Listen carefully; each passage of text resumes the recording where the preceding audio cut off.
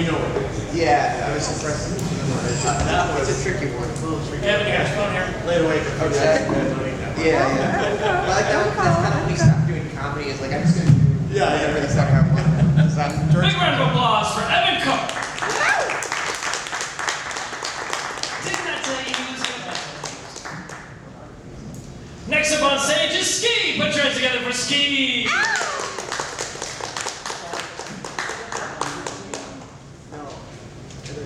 So sometimes I do Irish songs, and sometimes I rant, and sometimes my rants are practiced and well thought out, and I rehearse them. And other times they occur to me, some situations that are going on in my life, and that's what we're going to do tonight. This is called Corpus Callosum. So I don't know what. Different people use Facebook for different things. A lot of my friends seem to use Facebook as basically a form of allegiance. It's like posting little flags or stickers to the back of your car that says what political causes you believe in, things like that. It's basically a public indication of where your heart is. But that's not how everybody uses Facebook. I, on Facebook, am a somewhat argumentative son of a bitch. I love to go and find friends who post radically stupid things and say, no, that's actually not true. I mean, it says it right there, it's not true, and this is the person you're saying did that thing, or whatever. I like to argue on Facebook, and the problem with anything argumentative on Facebook or in real life is we're not very good at telling ourselves the truth. So it makes it very difficult to try to correct somebody else's falsehoods. And this is a really serious problem. How many of you have ever unfriended somebody on Facebook?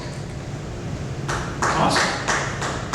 I have never unfriended somebody, and I have some people who say some truly appalling shit online on a fairly regular basis. I have really conservative friends. I have really liberal friends. I love the mishmash of these two, and I'm always a little terrified whenever they agree on some subject. It's always a little strange. But I love having this viewpoint, this two divergent worlds, or multiple divergent worlds all coming in at me. It helps keep me free from a lot of confirmation bias, keep me out of this echo chamber. But I want to tell you something that has really informed how I view the world. And it has to do with something maybe a little strange. So every now and then, somebody who is going in for epilepsy surgery, their epilepsy has gotten so bad it's actually causing them potential problems, has something called a corpus callosum separation. Everybody knows you have two halves of your brain, two hemispheres, the left and the right. You know that they all are associated with theoretically different things, art and speech, and language and math. Most of that is not necessarily completely true, but has some basis. For example, you've heard that the right eye actually feeds information to the left half of the brain, and the left eye feeds information to the right half of the brain. Well, this is really interesting. People who have this separation, they go in for the surgery, and part of the surgery is to remove the thin set of neurons that connect from one side of the brain to the other side of the brain. And a truly amazing thing, obviously not so great for them, but a fascinating thing happens. Two separate personalities kind of come out in this person. And they do different things. And they see different things. And they have different expectations. And they have different abilities. I mentioned how the right eye feeds the left brain and the left eye feeds the right brain. Well, it turns out only one of those has the ability to talk. The right side of your vision communicates with the left side of your brain, and that's the only side that has the ability to control your speech centers.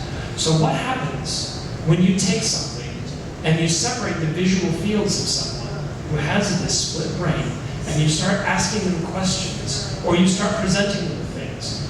It turns out that we are some pretty crazy fucked up people. I'll tell you why. If you take somebody, let's say on this side, you post a picture of a snowy field. And on this side, you post a picture of a chicken. And you say the first thing that comes to your mind. And they'll say, a shovel. Okay, a shovel. Don't see how that relates to chickens, but you can kind of see how a shovel relates to ice. or snow, but this side of the brain that was looking at the snowy field doesn't have the ability to talk, but it does have the ability to influence what the other side says. The other side says shovel. You say, why did you choose shovel with a chicken? And it says, obviously, for shoveling chicken poop. It's interesting that one side has the ability to talk, but the other side seems to do most of the deep thinking. Now, there's a weird effect in economics or social sciences, or however we want to put this thing. When somebody wins something, it's not the thing they wanted. Have you ever had one of those, like a raffle or something like that, where you really wanted that thing, and instead you got something else? Or maybe a better thing is, you really want this job, but something goes wrong. And how many of you had friends or have said to yourself, something along the lines, and it doesn't have to be religious, but obviously God's plan was for me not to have that job. There's this thing that humans do where we excuse things that don't work out the way we want. We have a built-in mechanism for protecting ourselves from disappointment. So, I'm going to try to bring all of these things together here. One of the last and amazing things that the split brain teaches us is if you put that line up between the two, and you put something over here, and this side is completely separately cognizant from the other side. For example, let's say you hand them a Rubik's Cube. And on a letter over here, you say, give this to your other hand. So that hand passes it to this hand. And then you ask, why do you have this Rubik's Cube? And the person who's asked will say, because I've always wanted one. This was a toy I always wanted as a kid.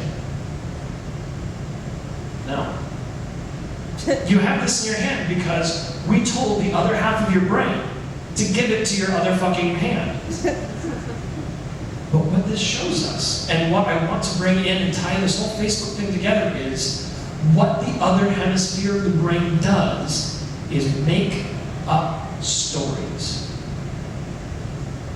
We are mythological creatures. We are story-based creatures. We don't particularly like science, which makes science so awesome for us. What we like are stories. We like anecdotes. We like personal things. We like things that motivate the half of our brain that wants to justify what the other side has already determined to be true.